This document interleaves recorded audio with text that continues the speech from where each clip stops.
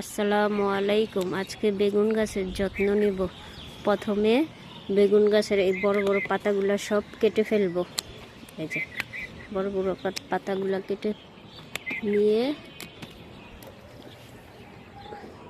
এই যে কেটে ফেলবো।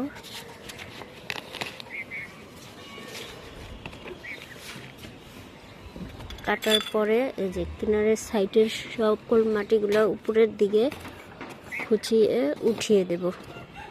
এই যে খুঁচিয়ে উঠাইয়া তারপরে এই যে মিক্স খাবার দেব।